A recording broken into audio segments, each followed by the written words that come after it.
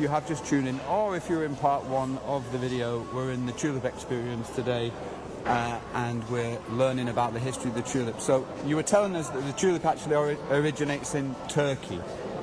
That's right, in Kazakhstan. Then it went to Turkey, and Right. I left at the Sultans and how the tulip got its name. And it got its name because the Sultans used to wear the tulips in their turbans. Really? And a turban in Turkish is tulipan, and that's of course the name of a tulip. And it also, when you look, the turban has like the shape of a tulip bulb as well. Yeah, It does. Yeah. So that's where it gets. That's where the name comes from. Exactly. I ain't wearing, well, I could. Turban. I think the villagers in Mudai Dorop would look at me strangely if I wore a turban. Maybe. But that's so interesting. So the name tulip actually comes from the head dress of the Kazakhstanis. Exactly. Wow, Yeah. that's fascinating.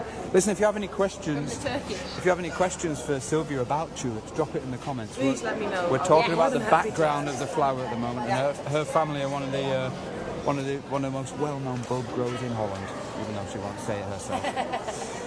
Okay, what's next on the tulip timeline? Well, the first tulips arrived in 1563, when a pact was made between the East and the West for trading.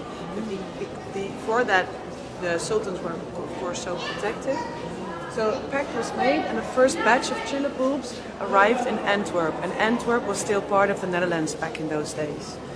And it came at the hands of Joris Rij. He was an Antwerp salesman.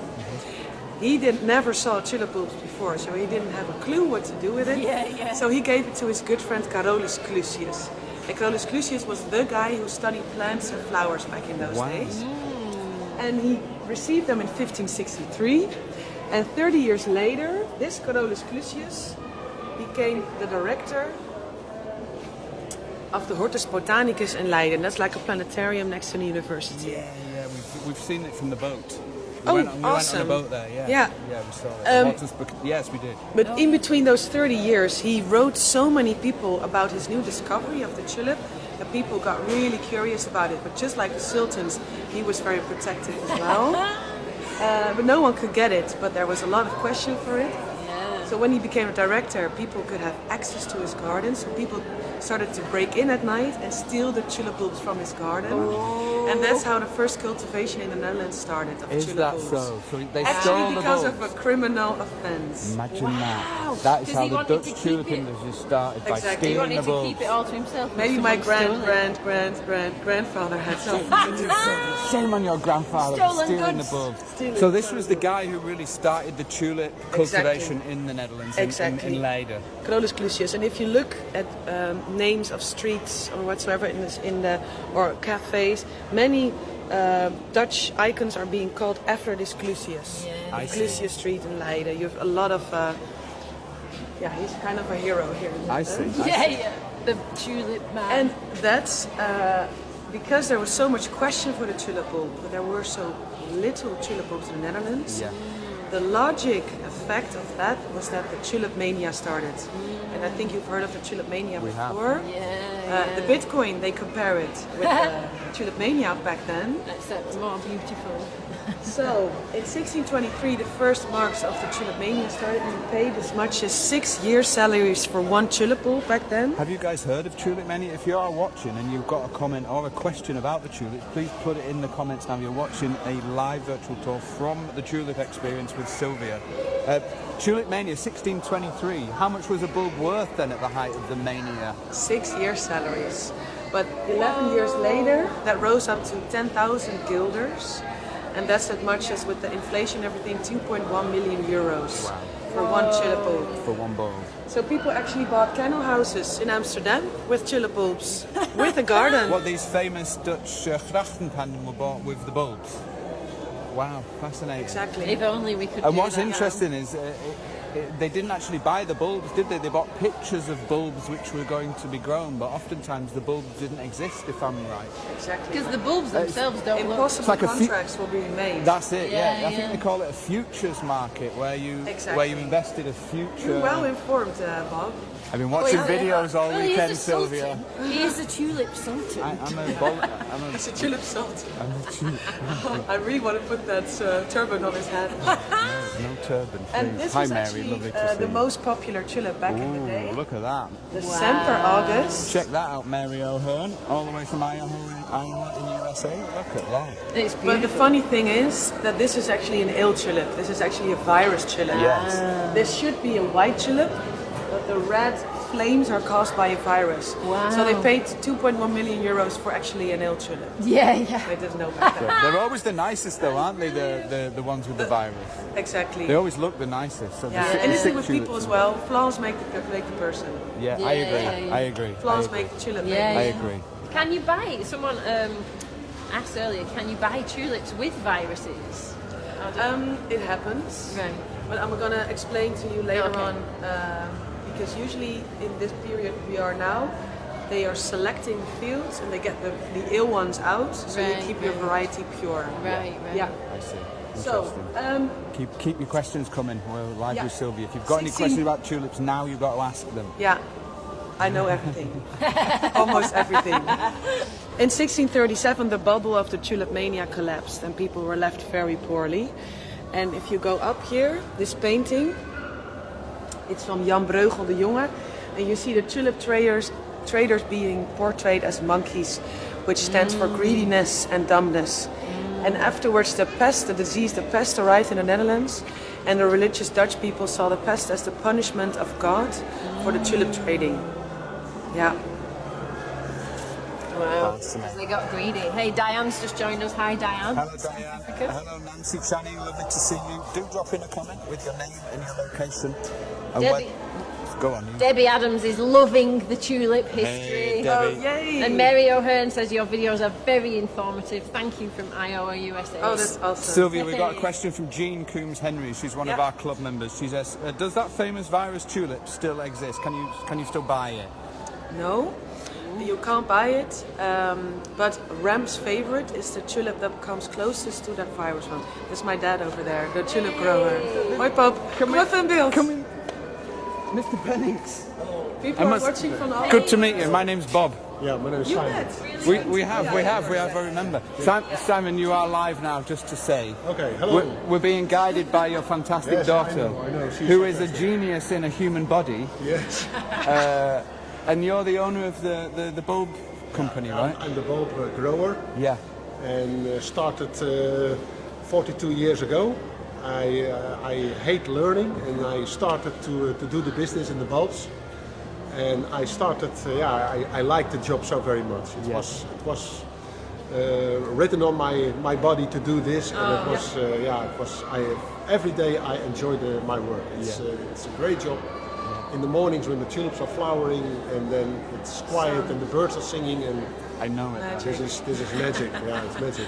While I've got your dad here, can I ask him some questions? Of course. Just to let you know, just to say, Mr. Pennings, like, you are one of the major bulb growers of the Netherlands. That's fair to say, isn't it? Like, you guys grow some of the special varieties. Special varieties, and we got the whole package. So Yeah. we are doing the growing. Yeah. We're doing also the export worldwide, 60 Yeah. countries we are doing export. Yeah. But we make also small packages for supermarkets and for garden centers. Yeah. And that is a whole big business. Yeah. But it's not fair to say that I'm the biggest or I'm this, I'm that. I don't like that. So No. I'm always stay both feet on the ground, as we Tip of say. the Down Dutch. to earth. So as we say Just in a down height. to earth, down to earth. I like it. That's it. Yeah.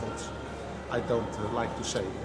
Could I ask you some questions about bulbs? And if you're watching at home, by the way, and you do have any questions at all, you do have Simon Pennings and his daughter Sylvia, who know a few things about bulbs. That's fair, right? Yes. That's not too. Dat is de met Hollandse nuchterheid Very gezegd. modest, Yeah, exactly. So he knows a few little things about tulips. What I wanted to ask you was, we've got a few questions. The tulips with the viruses, when you walk through the fields Yes. and you pull the flowers out, why are you doing that? And what is the result of that? We have very strict regulations, so we have to export tulips without virus. So all the viruses and the other kind of colors of flowers have to go out. That it is 100% the variety that we sell. Like people don't want surprises that they say we have viruses or we have That some makes mixture. sense. Yeah. Like they can order mixture, But when they order, for example, Apeldoorn, that's a very well-known tulip, they get 100% Apeldoorn.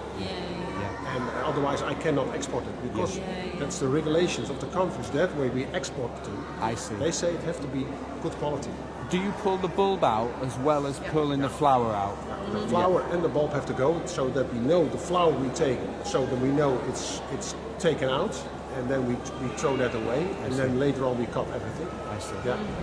Another question I have, when you're making your new varieties, do you have a library of tulip bulbs that you pull from, or do you have breeding bulbs that you and other growers have access to?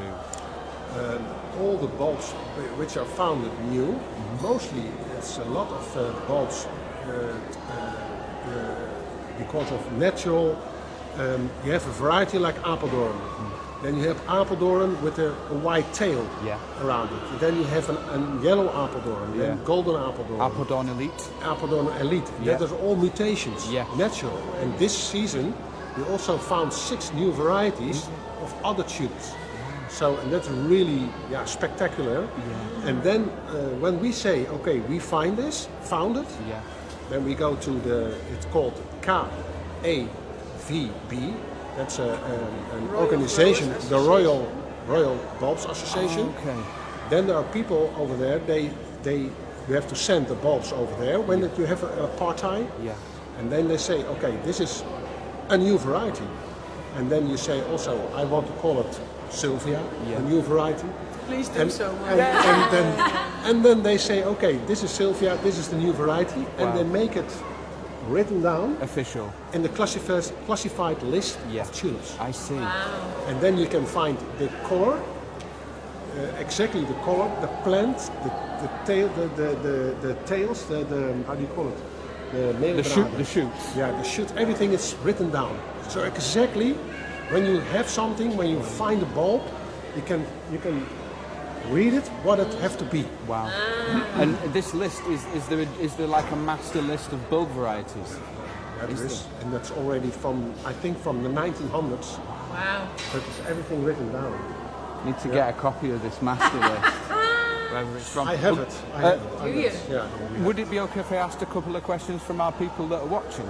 Yes, Do you have time for that? I have time. One question from Roxana in the USA. Is there a market for the virus bulbs, or are they just discarded? We were talking about the famous Augustus Sempra. These virus bulbs, do they just get destroyed? Yeah. You don't use them for genetics or anything like this? Like some tulip, like Holland Queen. Yeah. That's also a striped variety. It's yellow with red.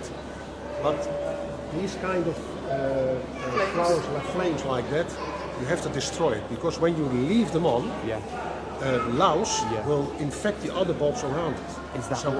That's why we have to take it. That's why they take it out. That's why we take it. That's really interesting. Almost like you have to destroy the beauty of because then you can't produce a uniform product. Then is that correct? You have to keep the base. You have to keep the base clean. Yeah. We've got quite a good question here. I like this one. How do you get from finding a new variety to a whole field of them? Asks Ina van Wijk. Takes 20 years. Take 20 years when you find one bulb, and that you have a lot of square meters to produce for export. So it's a hell of a job. And you do it every year. You're growing it and growing it until it gets bigger and bigger and bigger. Wow. That's a great question, though. Huh? Yes, a good really question. good. Good question. Let's take one more question. We've got Jean Coombs-Henry with us from the US. She says, my mum wants to know if the weather has ever ruined a crop of tulips. I want to say to you that also the whole climate change we have in Holland also. So we have massive rains. We have snow in March, at the end of March. We have a lot of water in the harvesting season. That's quite a challenge. Yeah, big because threat, we have last year we have about 180 millimeters of rain. One night. In one night. Wow. And so everything was overflowing here. And then when it is overflowing the fields, it have to go out in 24 hours. It have to go off. So we have a hell of a job to fix that, and it takes a lot of energy to take out the bulbs because the soil is very wet, it's very heavy. But the climate change is, the climate change is still a challenge, and to do things different like we used to be. Yeah. Also now it's very dry already for weeks. Coming weeks, 2 weeks, is also very dry. So now we have to spray the fields with water from the canals. Yeah. And we have to put the water up, that the water level is under the bulbs, so the roots can take the water. Fantastic. But that is phenomenal work. Yeah. And that's what this show's all about. We want to tell the story behind the bulb, and we want people to know that a flower field is not just a pretty thing to look at, but it's the blood and the sweat and the tears of all the family, isn't it? Yeah. So it's a big job to do, but still every day is a challenge to get it fixed. Yeah. I can complain to you and I can say that climate change and this and that, but then you have to solve it. I want to fix it. Yeah. And that's the thing. And then when you fix it, then it is on the end of the season say, I fix it this again. So yeah, that's fantastic. Yeah. Thanks for taking the time to speak to us, Simon. No problem. Thank you very much. Before I moved to the Netherlands, I never liked flowers, and then I went to Overflakke, to a field there. I saw the Delta sheep in its early stages. I fell in love, and now I'm an addict. And then we came here 2 years ago, and then that was it. And I understand, to go to a field 5 o'clock in the morning, to sit there. It's like, I'm not a religious guy, but it's like speaking with God for me. I want to thank you, that you give us a stage to tell the story. It's a pleasure. And to get it promoted, that it is, that we have to. We moeten er zuinig op zijn, hoe zeg je dat? We have to zuinig op zijn. What does that mean? Spread the word? No, we have to protect the heritage. Yeah, I agree. And many people don't realise that there's a whole organisation here in the Bollenstreek that looks after the Bollenschuren, the Bollen fields. There's a whole history, isn't there? And so this is what the Tulip Experience is about making sure that when you go to the field, you know the story behind the field, you know the work that goes into it. Awareness. Yeah, exactly. That's it. That it's such a precious product. So listen, if you are enjoying it, we're going to keep moving, I think. Please say thank you to Simon in the comments. See you soon, Simon. Say hello to USA and everybody all over the world. Thank you so much. Hope to see you in the Tulip Experience. Fantastic. Thank you so much. Please say thank you to Simon. Sylvia, shall we move on and have a look through the museum, and then we'll go and check out this field, because I'm sure what we've got coming up on the second part of the tour is we're going to actually show you the field of 1,000,000 tulips, so you can see some of the flowers that are grown. Where are we now on the timeline after talking to your dad? We are now in 1720. And the first nursery started in the Netherlands in west of Haarlem, a city nearby. But soon they needed space to expand the tulip cultivation, and they started to expand here in the Bollenstreek. Because back in those days they were digging the dunes, you see it here in the picture, because they needed sand to build Amsterdam and Haarlem. And they started to dig dunes. Where we are standing right now used to be 5 meters higher. This was actually dunes before. And the soil that was left behind was perfect to grow tulips on. Oh my God. Because it's sandy soil, which lets water flow away very easily, good for the drainage. We're close to the sea, so we have a lot of wind, which blows away diseases. And we're close to the sea, so we have a lot of shells in the ground, which contain calcium, which is perfect for the growth. So those 3 ingredients were perfect to grow tulips on. Oh wow. And that's when the flower bulb region started, where the most famous flower bulb region was around 1720. Amazing. And after that, it started to expand. So the first export to Germany was around 1730. The first export to the US was in 1850. Wow. And what you used to have were bulb travelers to the US. My grandfather did it as well. Oh wow. And you were in the States for 6 months to sell your bulbs. And you were in the Netherlands for 6 months to cultivate and help in the bulb shed. So my grandfather quit it in the end because 6 months with 4 kids on the other side of the world was too intense for my grandmother. So in the end he quit it. but it was very often they did it. Wow, Wow. fascinating. Hey, and if you've just tuned in, just to let you know, we are live from the Tulip Experience today. We're having a tour of the museum, learning the story behind the tulip. We've just met Simon Penix, Sylvia's dad, and Sylvia's taken us through the museum. I'd love you to say hi if you haven't already. Tell us where you're tuning in from. Tell us if you've got your tulips already this year. It's almost the end of the season, but we're here at the Tulip Experience where the flowers are blooming. And once we've been through the museum, we're going to look at the field. So put any questions you've got in the comments, and we'll get out to the field shortly, and you can actually see what all the fuss is about here. Definitely. But the real mass production here in the area started when a giant pump station was installed in Katwijk. It's a city, a village nearby. Oh, really? And with this pump station, you can regulate the groundwater. And with regulating the groundwater, it's perfect if you want to grow crops, of course.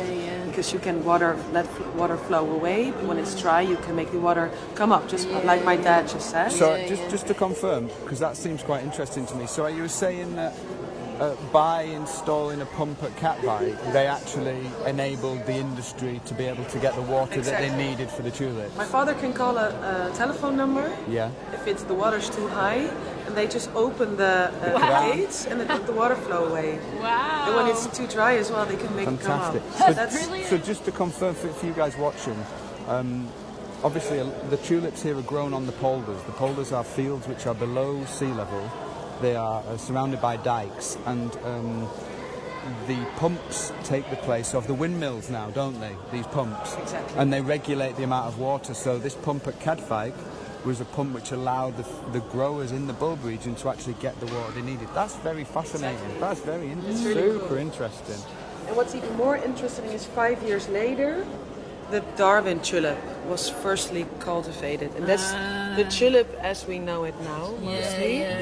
And this was such an easy tulip to grow that after the Darwin tulip was founded, the tulip became the most popular flower.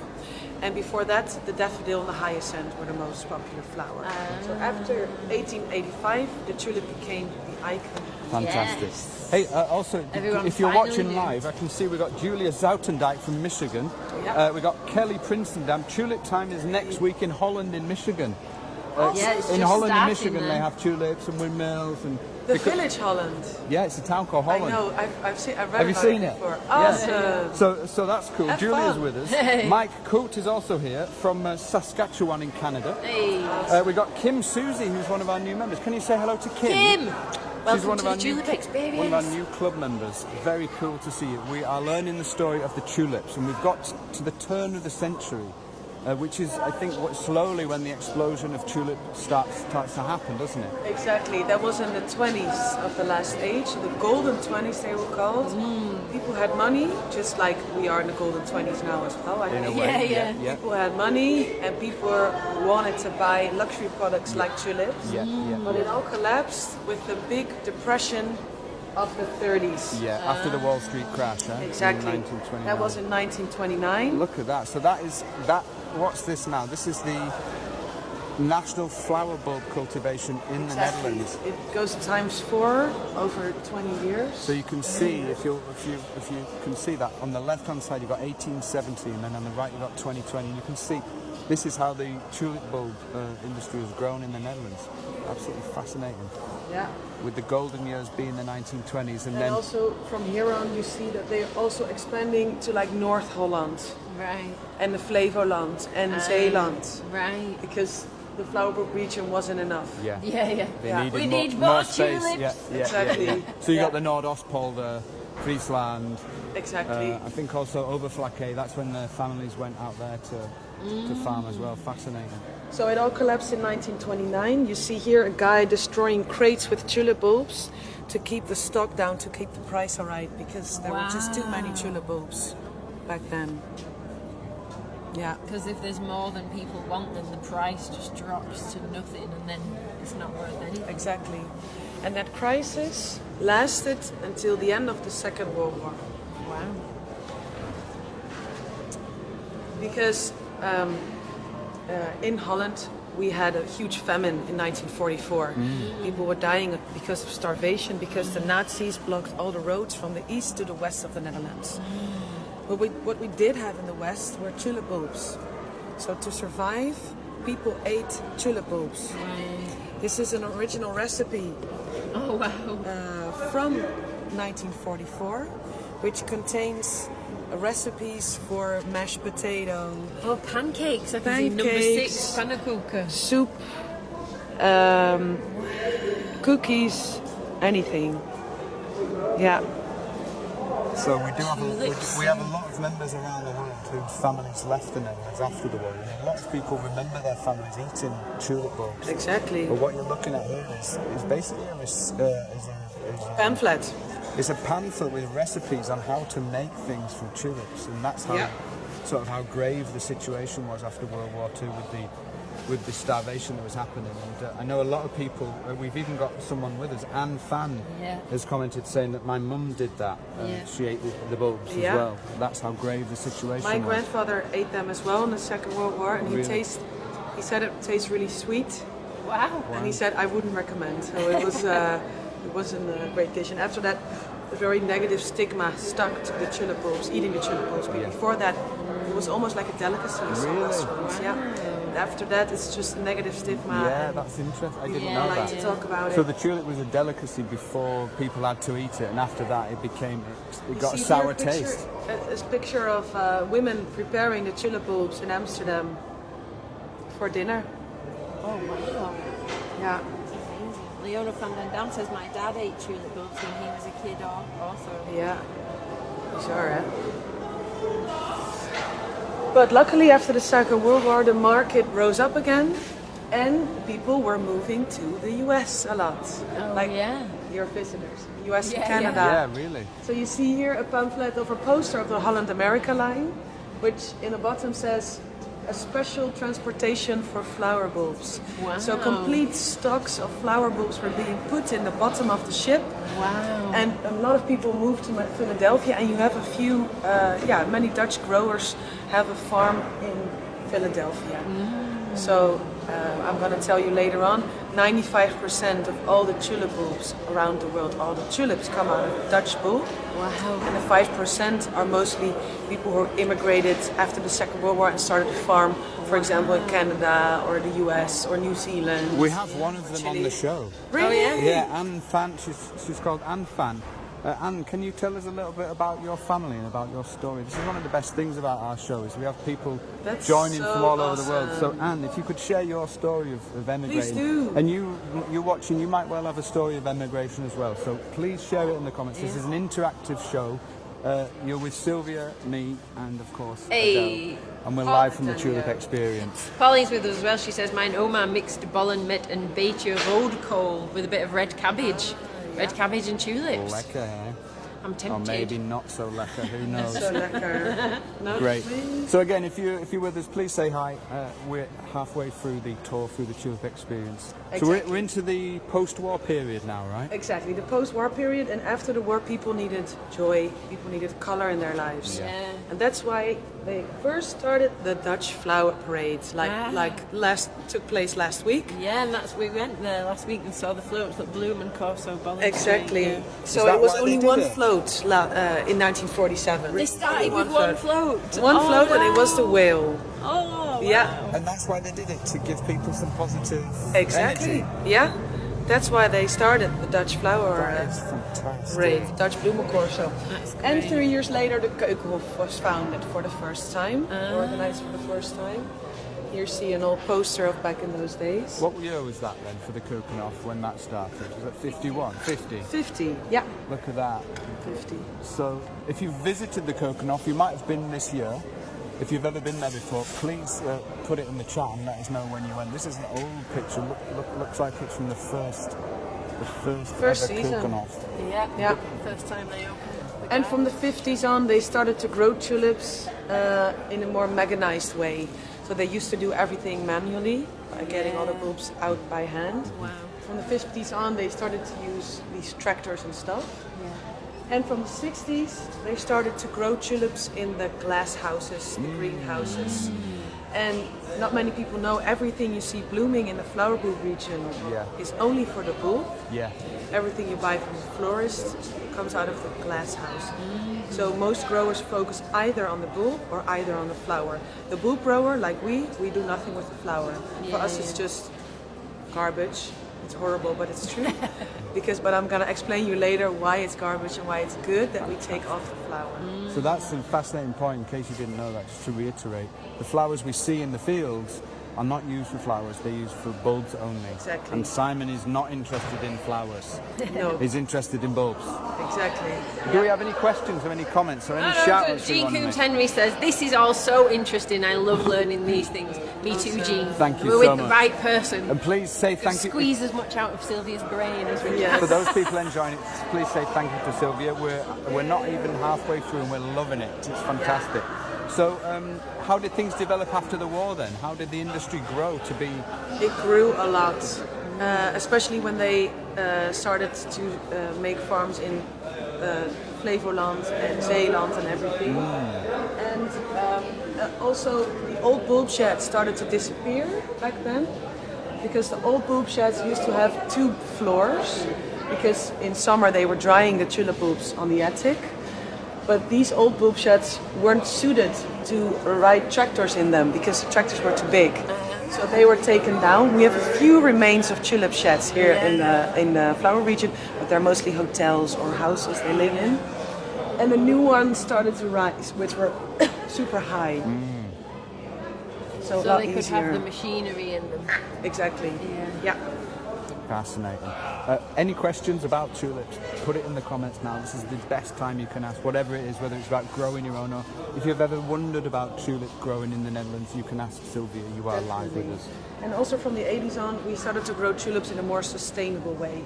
And this is a typical example from growing tulips in a sustainable way, because instead of using pesticides to kill bacteria in the field, they also put a field underwater for about 2 to 3 weeks, Wow. which kills the bacteria in a very more green way. I didn't know that, but I learned it on had this no program, Bouillon, and so I learned Exactly. it. Yeah. That's amazing. So they actually that's put the what they- field in the water to kill the bacteria, to kill any germs, and to And is that before they put the refresh the bulbs in? field. So is that when Yeah. there's no bulbs? Before they plow it. Yeah. Yeah. Hey, Wow, fantastic. We've got amazing. Mary-Ann with us. Hello, Mary-Ann Lammers from Border West. Christina Callihu from BC. We do have a comment. Nancy Channings asks, is there a secret to making them last longer in a vase of water? I've heard many grandma's tips all over. Me too. Some people say you have to put a coin in the water. Yeah, Oh, I really? don't buy that. No, some people say you have to put a needle through the steel Yeah. and get it out. But I don't buy that. it just depends on the quality of the tulip, really. Yeah. You know what And I then you do? water The them plant often. food helps. You know, yeah, exactly. You know, And I do cut them cleanly, put some plant food in, and also my secret tip for tulips is have a high vase. Don't let the tulips Because otherwise they'll- sag over the Yeah, edge of the yeah. vase. Get yourself a high vase that's about 25-30 centimetres, and then the tulips will be supported to grow upwards rather than like Exactly, saggy things. So Yeah. that's my tip. So from the 90s on, the amount of growers really started to increase. No, not increase. Go down. Decrease. Decrease, exactly. So Oh, in interesting. 1960 we had like 8,200 growers here in Holy the Netherlands. moly, like over 8,000 And now, growers. In the exactly. 60s. Now only 1,200 have remained, and that's because of a few reasons. It's because it's usually tulip farms went from father to son. Many sons don't feel like doing it anymore because it's such hard work. My dad works about 90 to 100 hours in summer a week. Wow. He stands up at 6 and he comes home at like 11 at night. So it's such hard labor. Excuse me. Got my glasses. And it's also really hard to take over a tulip farm because not only you have to take over the company, but also all the land that comes with it. So you're in debt for like 30 years before you start to make money. Yeah. Right, Yeah. So that's hard, especially big companies. Yeah.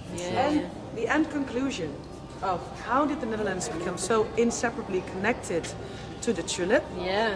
It's because of a few reasons. It's mostly because of the strong commercial spirit of the Dutch, especially in those days, of course, with the VOC, traveled all around the world. And that crazy guy that stole it from the gardens at the start. Exactly. Don't forget about that. They saw money in it. Yeah, for sure. Because of the good soil we have, the sandy soil, and the climate, so we have cool summers and mild winters, which is perfect. Yeah. And because of the tourism here we have, because the Keukenhof started, people really started to make the link between the tulip and the Netherlands. Look at this, wow. So this is Amazing. this The is field what we're gonna go we're going to the field outside this building. So we're going to walk through this field. Can you see see that shot. see the different varieties? And then this is a typical shot from above. It looks like Noordwijkerhout or maybe Lisse I or think it's Voorhout. Voorhout. Yeah. It's amazing. Beautiful. Mary Ann's just asking, I want to bring my family next year. When is the best time to see the tulips in bloom? Oh. Good question, Mary. Mary Ann. Definitely mid till end April. Yeah, agreed. We're the 1st of May now, but it's still amazing. But Yeah, yeah. mid Still to good. end April is the perfect time. Absolutely. Yeah. Thank you for the great Looking question. forward to welcoming you, Mary. Yay. Appreciate it. And if you have any more questions, put them in the comments. We're going to move through the We're museum leaving them now. Going to move. Making our way towards the tulip field. Oh wow! Look at this. So, I'm now going to tell you about the physical aspects of the tulip. So, because when you think of a tulip, you think mostly of this traditional one, the classical Darwin tulip, like we just learned, which was founded in 1885. But there are so many different varieties in shape and color of the tulip. So this is a crown shaped. This is a double one, which almost looks like a peony. Yeah, it does. This is a lily flowered one, a gorgeous one. This is a fringed one.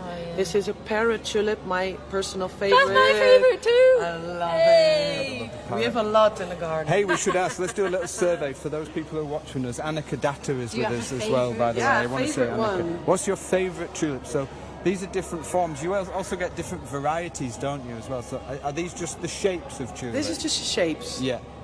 Because I don't see like the There are a few- Darwin tulip isn't there, is it? No, Well, one day we'll get the full list, Bobby, and you can learn it. Indeed, indeed. So put in the comments what your favourite form of tulip is, or if you have a favourite colour. We'd love to hear from Parrot. you. These guys love the parrot. Well, also, I'm a they big can parrot. pick their favorite leaf because not only yeah. the flower shapes but differs, but also the leaf. So this is a curled leaf. This is a striped leaf. This is a spickled leaf.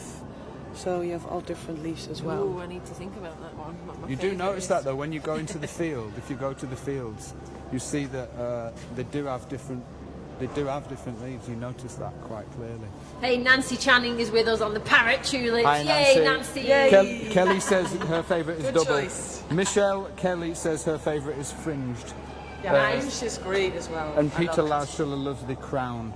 Oh, the crown. This is the most difficult one to grow. Is Oh, it? is it? Oh, hope you've got It's the green red- I'll show fingers, you Peter. outside all the different flower The shapes. crown's in real life. amazing. We're going to see yeah. these up Crown. close. So, Just like the series. what are these ones then? These is the weird tulip names we have. So from ABBA to lingerie to ice cream, which is amazing. This is actually the most expensive one we have in our garden, ice cream. Because it looks like a scoop of ice cream, of course. Yeah, yeah. But also SpongeBob, Paul McCartney, Limoncello, Tarzan, Donald Duck. Donald Duck. Double Dutch. Madonna. There's one named after Madonna. Double Madonna. Duck. Queen's Date. Yeah, Queen's Date. Lots of them. Appledore. So many Yeah, different anything. varieties. And of course the myth of the black tulip. Oh, yeah. Tell it. Black tulip. Because a lot of people have asked me this question: is there really a black tulip? So can you give us a definitive answer on that? Is there a black tulip? Negative, and it will never be cultivated as well. This is the Queen of Nights. She's our queen. She's in our garden as well. And the Queen of Night and Ronaldo are actually the most black tulip. Yeah. But my grandfather always says, "So in certain lighting, it's just black, you know. Yeah. When you look at it, it's just black, but it's actually deep dark purple." It is. If It you is. go out at night, it's black. Exactly. I think But she's amazing. I love the Queen of some Night. of the chocolate ones look blacker. You Yeah. know, you get the Yeah, chocolate-coloured yeah. ones. Yeah. They look black as well, don't Exactly. they? But they're actually purple. Yeah. Pauline's commented saying, "Ice cream tulip is my mum's favourite, and she can even grow it." Well done. Well Whoa, done. well done, Mum. Julia Soutendijk has grown Queen of the Night. Well done, Julia, to you. Thanks. Also, Rebecca van der Linden has grown Queen of the Night as well. Well done. We're going to see some, hopefully, live up close. And this is the inside of a tulip bulb. And this is the flower which is inside. And these layers around it are called skirts. And the flower's inside and it grows out of it. Probably. It So looks like an out of onion, that, exactly. The colour explosion happens. Exactly. It blows Yeah. my mind. Exactly. You never know just from this what's going to come out of the Nope. ground. And when you grow tulips, they're not reliant on the sun, are they? They're reliant on the temperature more. So they don't rely on, is it dark or is it light? So when they start blooming, it's when I'm not it's sure, warm actually. enough. I think it's the temperature. Yeah. Because they need this cold period Yeah. in order for... That's why you have to plant them before winter, isn't it? Yeah, They that's need, it. yeah, they need That's a it. winter Yeah. to root. Yeah. But I'm not That's it. sure if it's... Yeah, of course, when it's sunny, it gets more hot. But yeah, I'm not sure. That's a good question. I have We need ask to my ask dad. Simon I about saw that. one. Yes. What's cool about this have to place check is Simon all the area is created by these tulip... Are we going to go this way? Oh, we've got Yeah. this. First, we're going to go to show them an overview of what happens under the ground with the tulip bulb during the year. Wow. Yeah. So how do you actually grow a tulip? There's work all year round. It definitely is. So it's now April, May, so the tulip is in full bloom. But here you see, like from planting on, how it roots, how it starts to grow, Oh, and how it's interesting. being harvested. And So we think of tulips as just in May and April, exactly. but it's actually growing under the ground. It's a lot of hard work. Oh, there it is. put in the ground in October or November. Exactly. So actually, this is someone asked earlier, when's the best time to come to see the tulips in the Netherlands? Well, April is for sure the best time. April and the start of May. You've also got King's Day as well in April, which is rather good. But of course, like Sylvia says, the bulbs are growing all year round and they need this cold spell in order to... I think what happens is when it gets cold, an enzyme is released into the bulb, which then causes the growth spurt. Bob's I'm been still doing his own learning. bit of research. I'm still learning, but we're going to get there. Listen, if you've So got they're some questions, harvested in put them in the comments now. We're going to keep moving. Yeah, we're going to keep moving. I'm going to speed it up because we want to see tulips outside. Yes, exactly right. So, So I'm going to tell you how to grow tulips, just to highlight. great, good. So step one, and for visitors, everyone who Oh, this comes is in. so good. Can we see this? Yeah, Because this is available for anybody who visits the experience, right? yeah, exactly. We would just want to make sure. Can you tell us what it is? Yeah, it's like a map which shows how they used to grow tulips, so before 1950, and how they do it now. And the numbers on here correspond with all the tools that are displayed Oh, here. just hold it up so I can see Yeah. it properly. So good. we want to make it understandable for kids, but also for grown-ups, because you can just see the tool come to life on this little map. It's so good because on the right you can see the modern technique and on the left you can see the traditional technique. it's Exactly. And actually, when you look at the video of the old bombstick and you see how they used to do it, they've actually got a video here you can watch. You realise how many people would have been involved in actually making a harvester compared to as it is now, where you have a tractor and you have... Yeah. Well, who do you have for harvest? Maybe 5 guys or four people, maybe, Yeah, there are, I for a think, about field? 3 guys on the tractor. I'm going to show you later. Yeah. And there used to be like 20 to 30 guys harvesting. Harvesting and pulling them by up. hand. Unbelievable. all the time. So what we're going to do, I'm going to explain you step by step how you grow tulips. Great. And I'm going to explain you how they used to do it and how they do it now. Great. So the first step they do, Bob over here, is they plow the land. And they used to plow the land with a shovel and just digging all day. Wow. All day digging. So much It's work called now. delven in Dutch. Delver. And now Like they delving. use It's the same. this plow to make sure the fresh soil comes up and the dried out soil goes down.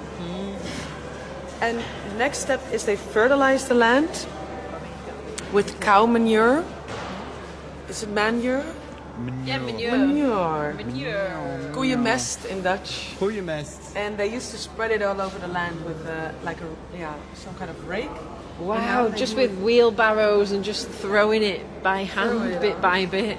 My God, so much And now they work. use like GPS technology on tractors to spread it all over the land. Wow. So See just it over here. just chuck it out. Bang! Explosion. Yeah. Cow manure. You don't want to stand behind Lot them. of change. So this is how the Not the techniques place of to be. tulip growing have actually You're changed like- over the years.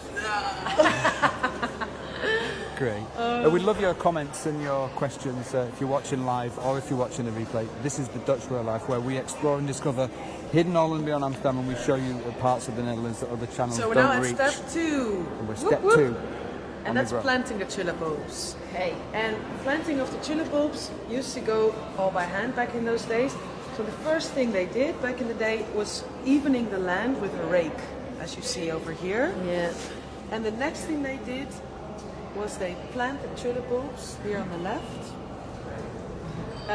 with this planterol. It kind of looks like a lawn mower. Yeah. But they did this to make sure to point out the planting distance between the tulip bulbs.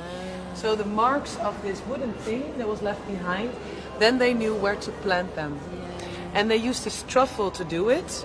A truffle, I don't know why it's called a truffle, but it's called a truffle. And they put it in the ground, put the soil towards them, and plant the tulip bulbs in one by one. Wow. So much work. Yeah, so much work. Crazy. I'm just going to show up close what that actually looks like. Kelly Prince Gazendam's asking, why do they do it by hand instead of using horses and plough? I think it has something to do. I guess the horses can't put the Yeah. I think you need to, yeah, exactly. You need to do it by No, hand. but I think that the plowing she meant over there. I'm not sure actually. That's a Good good question. question. Yeah, it is. Because they used to do it a lot with horses on the plow behind it. I should ask my dad. That's the second question I should ask my dad. We're making a list Thanks for the next these time. are great questions. Thank you so Yeah, much. thank you so much. Okay, so then So that's they how used they to- used to plant the bulbs. Exactly. So they used to plant about a few thousand a day, and now they plant 3 million a day with this planting machine. Whoa! Yeah. And the These are bulbs amazing. are going on top of there. They roll over the band and they fall on the planting machine in the back, right in the land. And they And- go straight. Yeah. So how many a day can this do? Did you say? 3 million. A 3 day. million bulbs a day 3 with million that guy. bulbs a day. So Wow. it became Wow. a lot more efficient now. Yeah. Wow, amazing. And after that, they cover the bulbs up with a layer of soil and a layer of straw. And they put a layer of straw on top of it to mostly protect it from the wind, because otherwise the wind will blow away the sand, but also protect it from the winter cold. Yeah, yeah. Oh, look, here it is. Planting some stuff now. Yeah, planting machine. And after that, they put artificial fertilizer on it. That's around January or February to make sure the bulb will grow. Yeah. And the next step is always a very tragical step. Oh no. It's the topping. No! Armageddon Day. Yeah. I hate that day. We do have one step ahead of it, and that's selecting. And selecting is what you do. You get the virus tulips out. Yeah. They walk through And the you make fields. sure the proper tulips remain. But also when you have a yellow field, you want to get the red tulips out, because sometimes in a bulb shed, one tulip bulb jumps over or goes in the shed in a different bug. One rebel tulip bulb. One rebel tulip. Yeah. Yeah. And then, yeah. But afterwards, the tulips are being topped, and tourists literally cry next to the field. That's me. I do that. That's Bob. That is me. Look, I'm next so. to the fields. He puts on his turban. And it literally looks like this. It's so sad. We watched it the other day. So No, but do you know what? I love it because it turns the carpet of flower there. All the flower heads go into the sort of tunnels in the middle, and then it's like confetti. I always think. Well, that's a very positive way to yeah, she always try makes and it sound find positive. It's not positive. It's rubbish. It is. It's amazing. Do you know what I always think? I always think, why didn't you call me? I could have come. I could have taken Get them them all all. for you. Take Taken them all the home. tops off and take them home. Do you know what I make? I make potpourri. You know what that is? Yeah, no. I make that from tulip. No. Yeah, got man. Tulip, loads. tulip petals. You make your own potpourri. Can I have a little? I think we could potpourri? commercial. Yeah, I'll make you some. We could commercialise it. Yeah, Proper Dutch potpourri from Dutch Next year, tulip. potpourri will be sellable here in our tours. Available now, only $59.99 for 3 grams. So, topping, they do that to make the tulip grow. Because when a flower is dying, so that's now like a flower starts to die, it's Yeah. fully Yeah. grown. The bulb thinks, okay, it's dying, I have to send a lot of energy to it. So the bulb sends a lot of juice to it, a lot of Yeah. energy. Yeah. When you cut the head off right under the flower, that energy goes back in the bulb and that makes it grow and it makes it multiply. So the bulb creates baby bulbs. Got you. We have See, a we So made it's actually baby really boobs. good. It's good we've got a news. couple of questions for you. I think they're a bit easier than the other one. Yeah. How can you tell which ones have a virus when you're doing the Because selecting? yeah, the flames and it's mostly differentiates in color. Okay, so it doesn't look uniform like the others. Exactly. Yeah. If you go in the fields, you can sort of see it quite clearly, can't you? We have another one. What keeps the bulbs from cross-pollinating in the fields? Yeah, that's also a good question. That someone asked that to me as well, because it used to be the flower and the bee, of course, creating new varieties. Yeah. But I think it's mostly because they select the differentiations in colors as well. So when you have, but it takes so long before you have a new, and they mostly get the mutations out of there as well. And it doesn't just happen that one pollinates the other and then suddenly you have a new flower. Exactly. It's like It takes years about and 20 years and years. years and years. So you Yeah. have to do that a lot for them to cross-pollinate. It's not like another type of plant. So it's a good Exactly. question though, I really like it. I like the question. How long does it take you to plant a full field then, Sylvia? How long does it take the guys to do that? Well, if and it's the 3 girls? million in one day, then Like if you want I'm to not sure how many tulip bulbs go in one field, but like our field outside is Yeah. 1 million. Right. How long did it take So you to 3 plant of that? those That's in one day. 10,000 square meters. Right, but you didn't do that with a machine, right? Oh no, not It was this. a lot by No, hand because fascinating. it's such small varieties. Yeah. Okay, so next step is they prepare the land for harvesting. What they first do is they chop the field.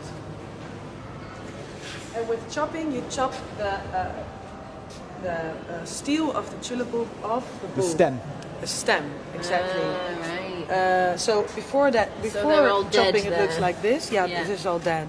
This is our field literally in 2 months. You won't Right. recognize it. Yeah, It's yeah. horrible. And afterwards it looks like this. And they used to do it by hand by using the V hoe. And they just shuffled it over the land I see. like a zeis. And, Scythe. yeah, exactly. Like a scythe. Yeah, Wow, that's it was a so hard much labor work. as well. That's Yeah. hard work, yeah. Amazing. Hello, Kathleen from Texas. Hello, Eddie Rose, all the way from Zeeland. Hello, Hey. hello Kelly. Hello, Lida. Good to see everybody. Drop in a comment if you're still with us. And the next step is they harvest the tulips. And they used to harvest the tulips again with the truffle, Yeah. the one we saw with planting as well. And they just put it in the ground and get the tulip bulbs out one by hand. Wow. And then throw it in a It was basket. horrible. And they also used this noppenvork back in those days to lift the tulip bulbs off the land. And it's called a noppenvork. Oh, sorry. Oh, wait. It's all right. I'm going to show the knocker for you. Noppenvork. It's like a fork with knobbles on the end. Exactly. And they do the knobbles on it because otherwise the end of the sticks would Yeah, stick into the bulbs. stab on bulbs. you Yeah, don't want that. so it protects it from the sticking into the bulb. And now they harvest around 1.5 acres a day with this harvesting machine. Whoa, look at it. It's It's massive. huge. Hey, we've got Curtis Hilburn with us who says, I've just got home from visiting the Tulip Experience. It was wonderful. No way. Nice one, Curtis. I hope you had a Well, good you're time. Tell us what your favourite bit was, Curtis. So amazing. That is very great. And if you've just joined us live, we're in the Tulip Experience, learning how tulips are grown, how they're harvested, getting literally the full story of tulips. So if you've ever wondered about this amazing flower or had any questions about it, then now is the time to answer them. Curtis, you can be my second tour guide. Oh, thanks, Curtis. Yeah, what did you learn? Roxana asked a question. She says, Yeah. can people ever volunteer to help on tulip farms to learn about the tulips or to help with the harvesting? Well, we have a lot of guest workers in summer. Yeah. But you don't have volunteers? No, we don't have volunteers. We do always look for volunteers at the Tulip I'm Experience. sure that you Yeah, do. yeah, yeah. Especially for tour guides or someone who can Yeah, help serve so coffee. It's Roxana, all- you can come over and be a so tour hard guide for us. to find nice stuff, and we want, of course, stuff that loves the product and have like a link with the flower bulb region. That's what we select on. Could be something for me. And Should we start? We'll start making Sultan tours. Buckley. Would you like a tour with Sultan Buckley today? Hey, Curtis has said your apple pie is delicious. Ooh. Yay! Thanks, Curtis. Nice. Great, lovely to see you. It's from the baker, the local baker. We're going to go and see the fields shortly, but I'm just really enjoying this. If you're enjoying the tour, brilliant. If you like the more informative nature, we felt that there were so many pictures of flower fields and drone videos and everything. We wanted to give you like the inside story on the tulips. So, Hey, I want to say hi to Herman Berthelo also. He's just joined us. Herman! all the way from Nova Scotia in Canada. Hello, Good to Herman. see you, Herman. Lovely to see you. Awesome. So, now the busiest period for the tulip grower starts, and that's summer. So in summer, all the tulip bulbs come off the land and they're being processed in the bulb shed. So I'm going to run to you quickly through it. First thing they do, they're covered with sand, of course, and first thing they do, they shake the sand off. Ah, yeah. And they do that, used to do it with this whore. Oh, wow. They put the so bulbs much in work. and they were just shaking all day. My grandfather did it as well, and he'd empty his clogs for about 6 times a day because they were full with sand. Full of dirt, yeah, wow. And I bet his amazing. shoulders were big as well from doing that all day. So you get the dirt off first. You get the dirt off first, now they use the shaking machine. Look at that. So that's how they now clean the tulip bulbs. Fantastic. Do hit the like button if you're enjoying it and ask us a question in the comments. So just say hi, tell us where you're tuning in from, which country you're at, and if you're enjoying the tulip experience Step today. number 2, drying. Oh. Because when the tulip bulbs come off the ground, they're a bit moisty. Yes. And you want to dry them to prepare them for peeling. Yeah. So first you dry them, and they used to dry them on the attics of the flower bulb sheds. And they just open the windows, and the summer air used to dry all the tulip bulbs. Is that why they have so many windows in a Bollenstue, in a bulb shed? Yeah, exactly. To warm it up? And that's why all the old bulb sheds have attics, Yeah. usually for drying. So you're looking at, what you're looking at now is inside an old flower bulb And shed. would it be in boxes like this in the background? So they dry them in the big wooden boxes? Yeah. Yeah. It's called stellages. I'm not sure what Stellages. like these wooden things. Do they have Crates. nets in them? No, it's just different floors, and they literally just spread the tulip bulbs on these wooden. Right, okay. right. Yeah. You can see in the back, you see these here. These are all crates to hold bulbs in there from the Netherlands. And now they dry the tulip bulbs in these huge dry cabins, and they dry them for about 1 to 2 weeks on 25 degrees. And the skin, which contains the baby bulbs, is standing out a little bit after drying, and that makes peeling afterwards a lot easier. Okay. Although still a lot of work. Unbelievable. But we're going to go out in a second. Look, there's the cafe over there. Oops, sorry, I'm getting distracted. No worries. Oh, what's And in this? summer, we are peeling bulbs, and they used to do it all by hand. Yeah. Now they have peeling machines. It's a lot easier, but still 20% is being peeled by hand. What they do, this skin has expanded after drying. You get the skin off, which contains the baby bulbs, and afterwards you get the baby bulbs out. So you go from one mother bulb to a mother bulb with a few baby bulbs. So what happens, when you plant the bulb, it grows the flower, but it also creates another smaller bulb. Exactly, and that's what happens after topping the tulip bulbs. Precisely. Because it makes it grow. And then what they do is they take the bulbs, they remove the small bulb. Oh, can we just see the table? Because we've got a few here, look. Yeah. Here's some bulbs. They remove the small bulb, sell the big bulb, right? And then replant the small bulb. Yeah. To And make so it the grow small into a bulb, sellable the one. big bulb. Yeah. It's a circle. The circle Of of bulb bulbs. growing. Hello Tilly, hello Leona, hello Kim. Lovely to see you again. When they top the tulips, will they flower again in the same season? They will not flower again. No, they only flower What once. sometimes, Sylvia, correct me if I'm wrong, but sometimes when you top the flowers, the week later you do get some extra growing, don't you? Sometimes, like after you've taken the tops off, you do still later on get a few odd ones growing later. Yeah. But they don't flower again No. in the season. They only flower once per year. Exactly. It's worth saying. So afterwards you have many different sizes of tulip bulbs, and what they do is they sort the tulip bulbs by size. You see here an old sorting machine, but the principle is still the same. This goes up and down, boom, boom, boom. The small sizes are over there, the big sizes are over here. They jump over it and they fall through the right size through the holes. Hey, we've got Lisa Plug van Horrick with us. She said she peeled bulbs by hand when she was younger. Awesome. Where did you do that, Lida? Put in the comment and let us know where you were when you did the bulb peeling. And if you've been a bulb peeler as well, tell us in the comments. We'd love to know. These are the different sizes. So 1 to 3 is garbage for us. We do nothing with it. 4 till 9 is plantgoed. And 4 till 9 doesn't give a flower yet. I see. So we have to plant it again for about 5 times before it's every year, 5 years, before it's a sellable bulb. Fascinating. Wow. 10 and 11 are smaller bulbs, but they do give a flower. And these are being used for the forcing houses, for the glass houses, to grow tulips from. So that's why the tulips from a florist you buy have a smaller flower. Yeah. Is that why? Yeah, it's just the bigger the bulb, the bigger the flower. Is it? Yeah. So the Supermarket flowers. Yeah, it's not good. Yeah. And 12 to 14, they are really good, big, sellable bulbs. And are those the ones you use for the garden outside? Yeah, you can tell. gonna see. You can tell. You can tell. These are the biggest tulips you've ever seen. Get ready. I just want to stand here. Let me just put the zoom on. So the cafe's up here. We're going to go and look at the cafe now. Should we look at the cafe and then go out? Of course. But what's amazing is when you're sat at the cafe. I'm just going to zoom in. You're sat at the cafe having your coffee. That is what greets you outside. That is the window, believe it or not, looking out over the fields. That is an actual tulip field. Yeah. And on the other side you have the experience. So Best view. let's go, because the cafe is a bit special here. You've done it a little bit differently, haven't you, than you would normally do a cafe. Can you tell us about it, Sylvia?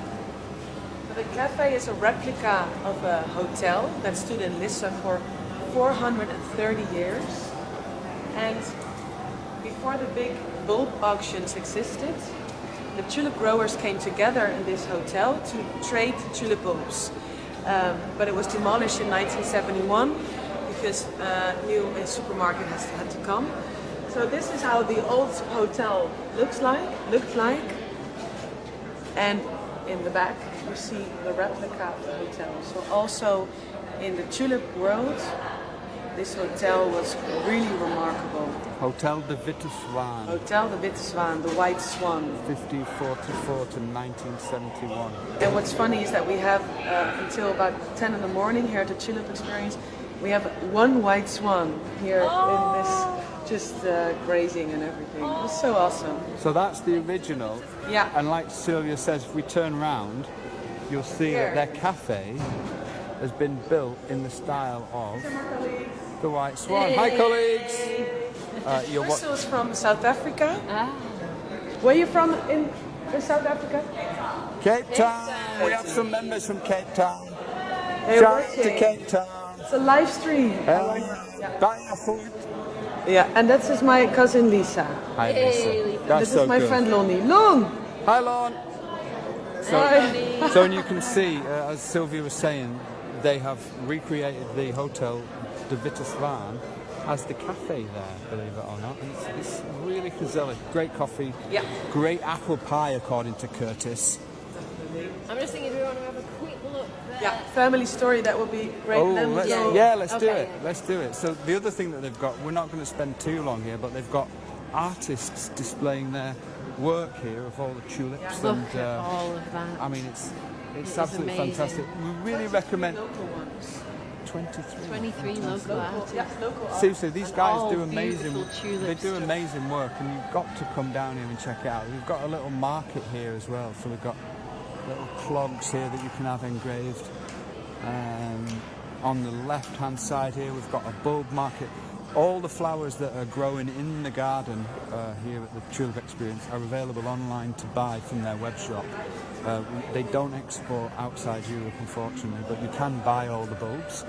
We've got a nice little souvenir section here. Look at this. Hello, Roseanne Bayer. I've spotted the wooden I tulip. love wooden tulips, Sylvia. I love wooden. This is Ria, my colleague. Ria gave us some She's the tulips. best. Hi, Ria. How are you? I'm fine, thank you. Very nice you've got here. Do you work here every day, Ria? Almost. Almost. Yeah, look at this. Great.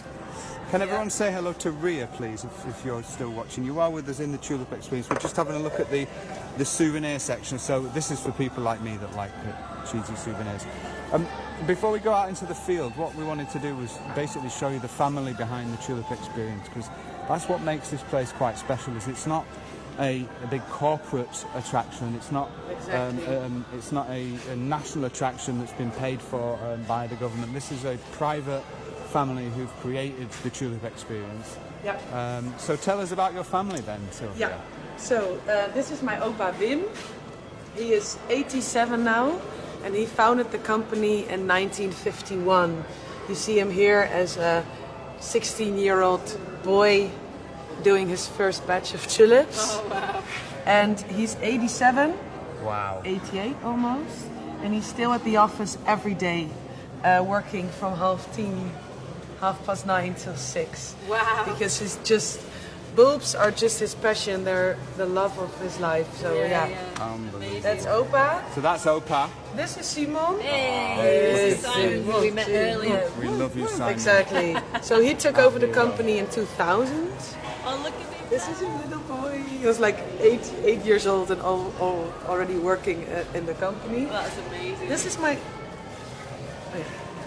Look This at that, is my Simon. son. Yeah, she's so cute. You With look his at- little clogs. I know. Yeah. So cute. And this is my cousin Alan, which you saw on the Pollenjongens. Yeah, we did. And he's my cousin, is the grandson of Wim. And he will probably take over the company from Simon again.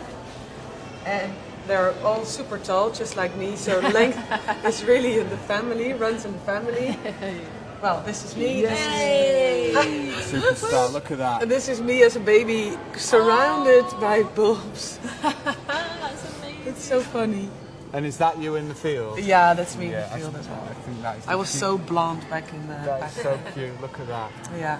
And it's important to say that you know the family is behind the Tulip Experience, and the reason why you guys created it was because you not only wanted to create awareness for the story, but you also wanted to teach people and give people a space where they could experience the tulips without damaging them. Exactly. So could you tell us a little bit before we go into the field why you created it and what damage people do when they actually walk Yeah. into the tulip field?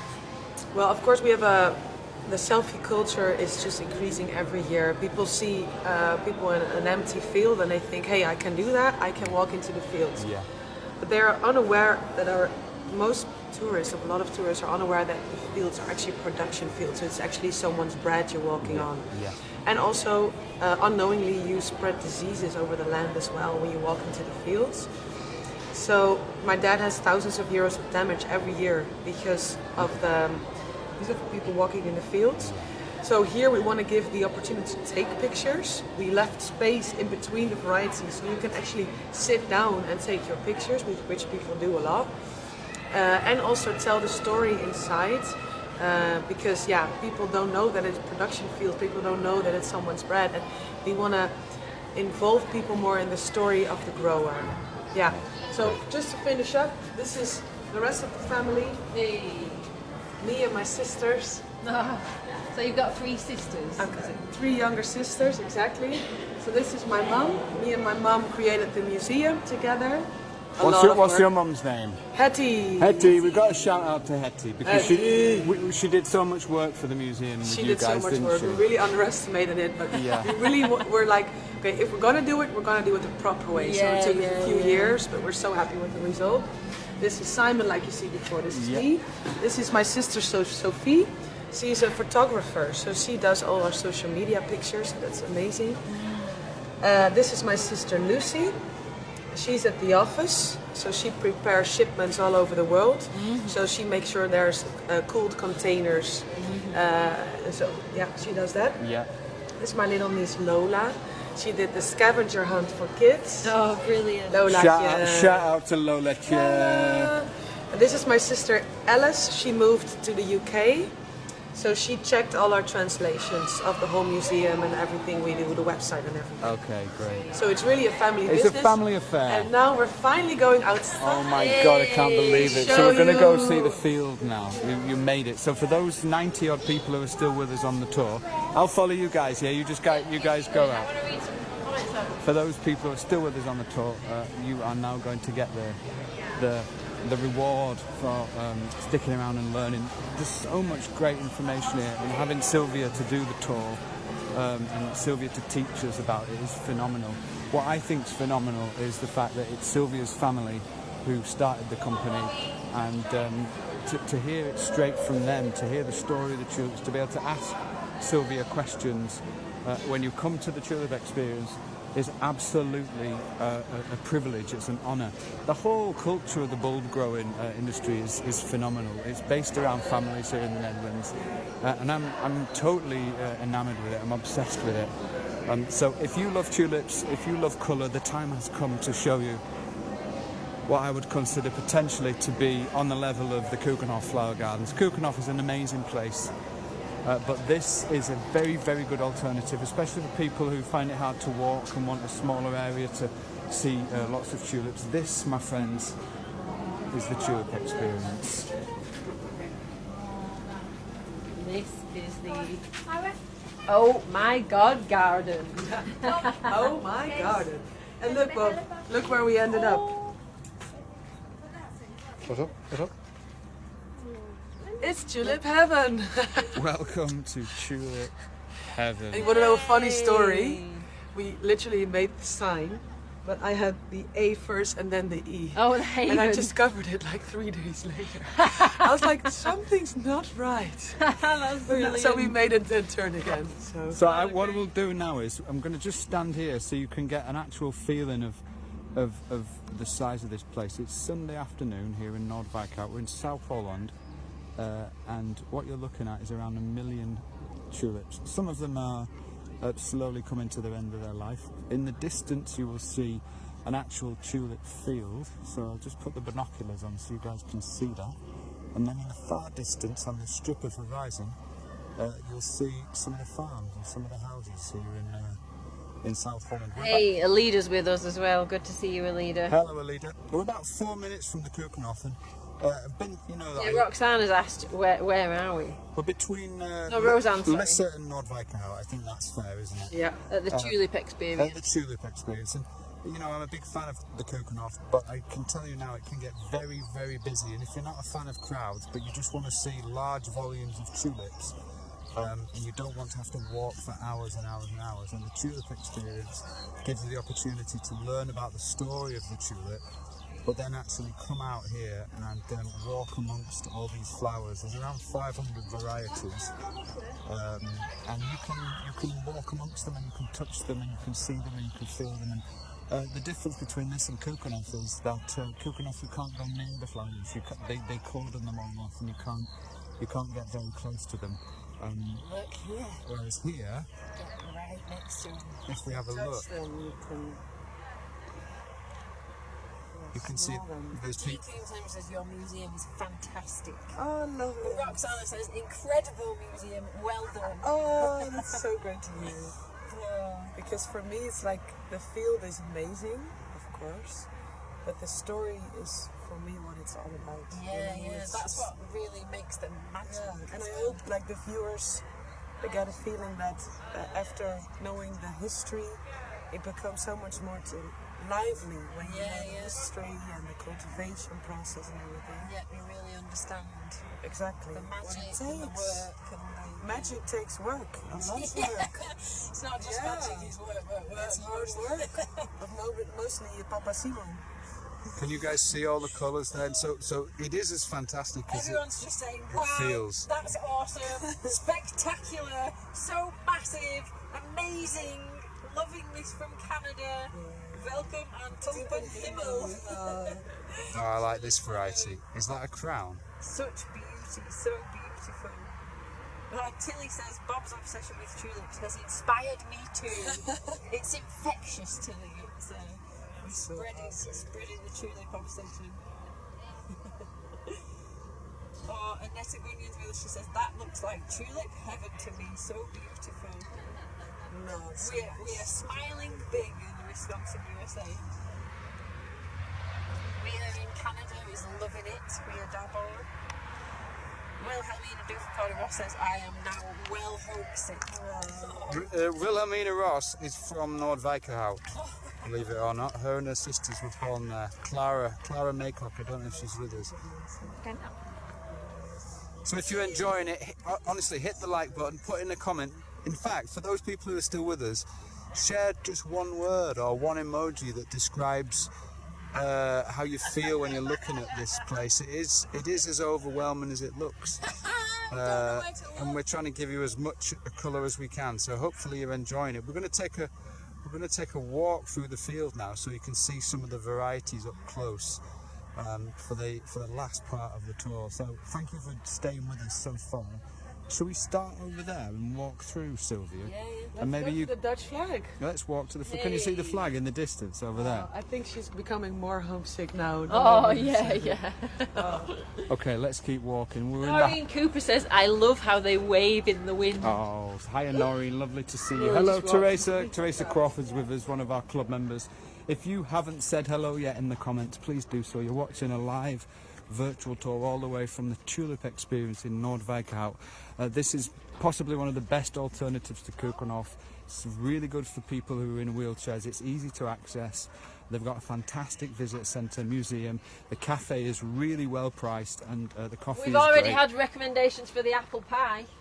And if you actually stand here, you can see that it's not only the field, not only the garden that they've got, but this is actually this is a real tulip field, believe it or not, that grows next to the experience. Just to give you a quick fact as well. Just one more. Just one more. You see over in the front is like more green, and in the back you see more flowers, right? Yeah. Yeah. Those are the small bulbs that has to grow out until sellable bulbs. So that's why in the area sometimes you have more green spaces of tulips, Because it's and the rest it's like it starts with size probably 9 over there, and it ends with size 11 in the back. Okay. Yeah. Great. Fascinating. Okay, so let's go to the edge of the field. You can come down here in April and May. Emmy Vordstrider's with us. She says, joyful. That's how it makes me feel. It's the most popular tulip. It does as well.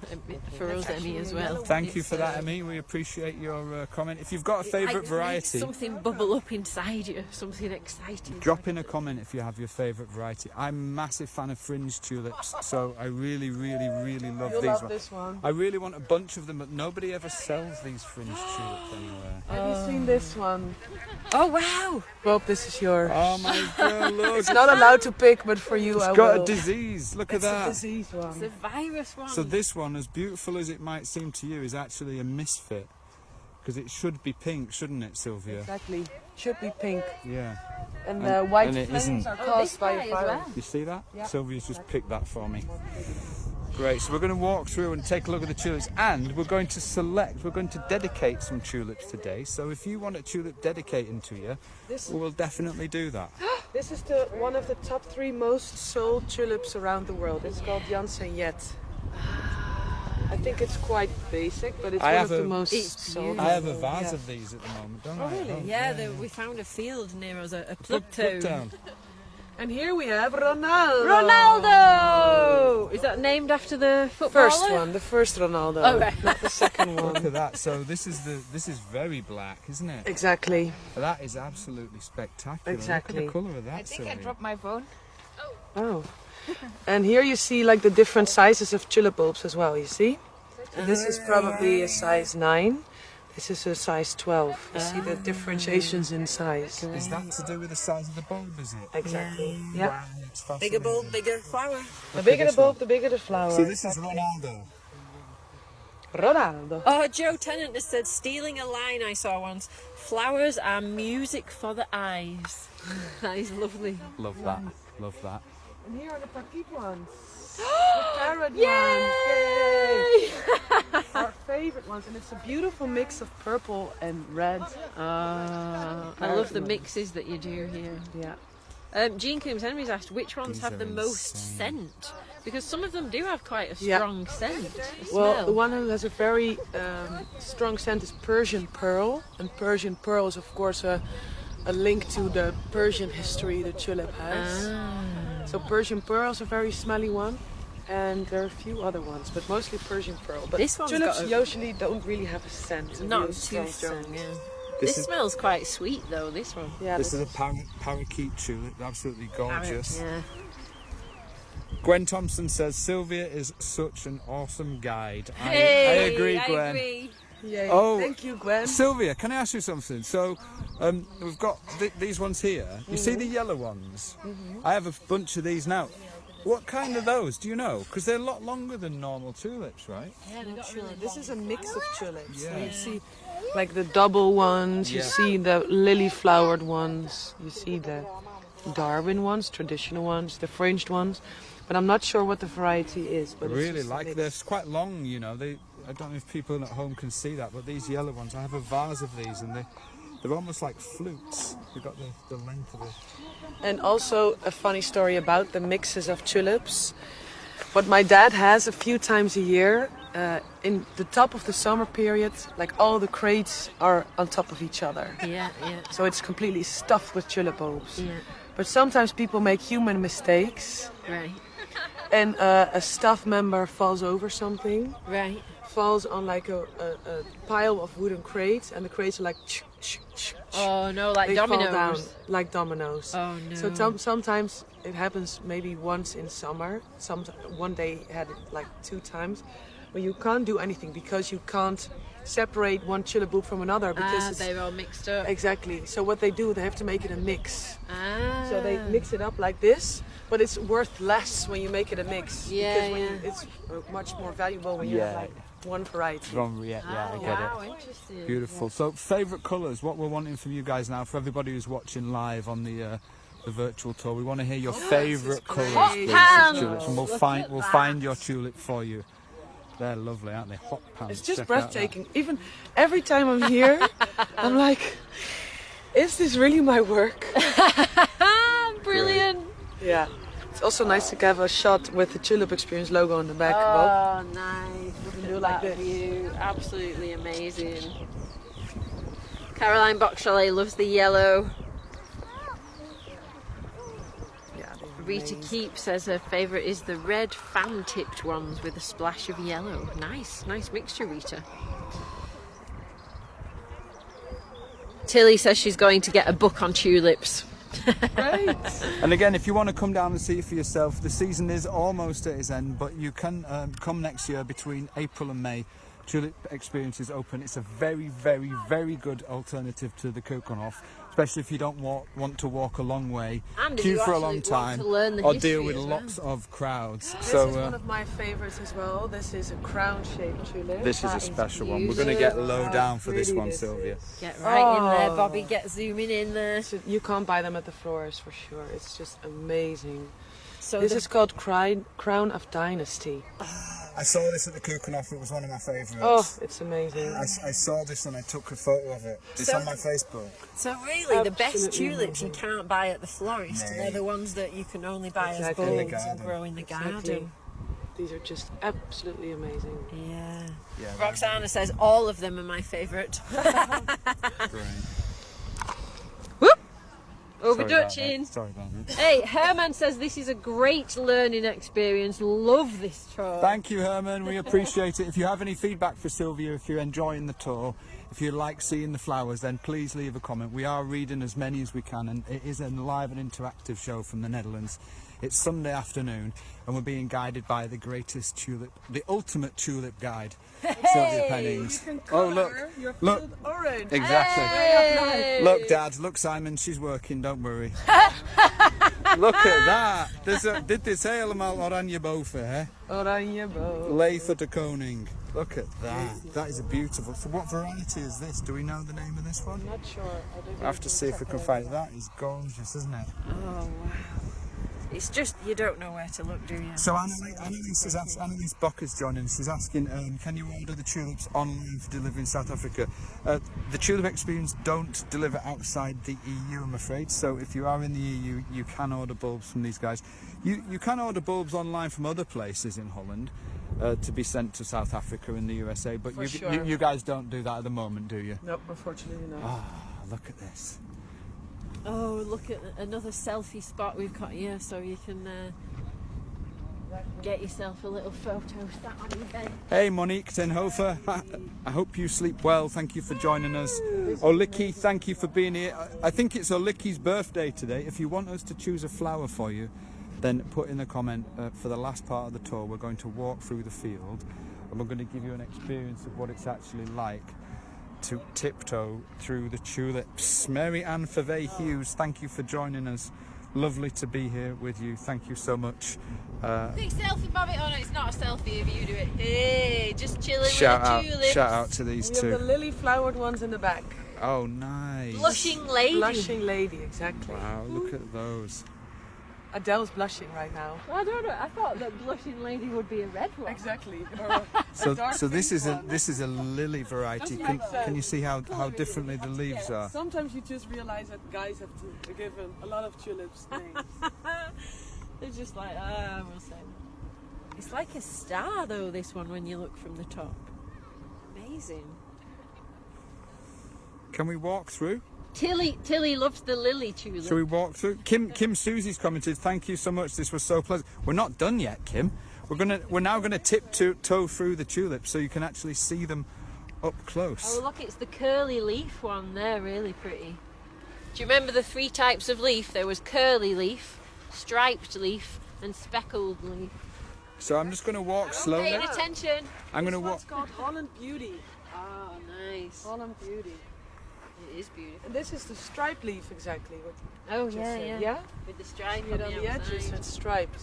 See, you go through the museum, that's what's amazing. You learn about the tulips and then you come out and it's like a test. Which doesn't sound... Do you want to walk and I'll just follow you so you can just get an experience of walking through the flowers because it is rather lovely. And the nice thing about this place is you don't have to worry about damaging the flowers or infecting them because it's meant to be walked in. And this is called AAA. AAA. And it's not named after That the is batteries, nice. That is so nice. but after the 3 Dutch princesses we have in the Netherlands. Is it? Alexia, Amalia and Ariana. Oh, we watched them on TV for So not King's the Day. Duracell, but the princesses. How did you celebrate Koningsdag, Sylvia? What did you guys do? Were you open here? Yep. So you were I was working. Oh. But I had These an are amazing, I have a tulip outfit. I have a complete tulip trousers and a tulip jacket. So I wore it all day, so I felt really I festive need in to the end. see a photo of Yeah, that. it's really cool. These are really nice tulips. These Yeah. are just one of the nicest shapes I've seen. Hey, Roxana says we need tulip bingo. Yeah, do. that's a good one. Okay, let's keep walking and Here we have Matahari.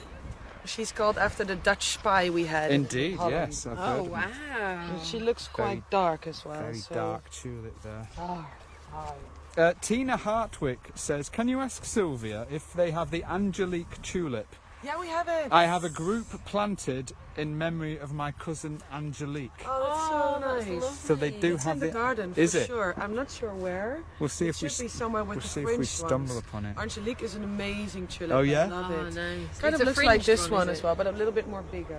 Look at this. So we'll keep walking. And again, if you're still with us on the tour, thank you so much for being here. It is an absolute explosion of colour. It's hard to know where to look, to be honest with you. But I'm going to walk slowly now through the garden so you can actually get a feeling of what it's like to wander through the flowers. Wow, look at these crazy short ones. Yeah, I've seen orange ones like that before. They're quite short, huh? Quite. They're very short. Dang. And then look at this one in the back, this pink one here. Hey, Mr. Fanbaster's with us. Hello, Paul. Good to see you, sir. If you haven't commented yet, then please do so, like Mr. Fanbaster's just done, one of our club members.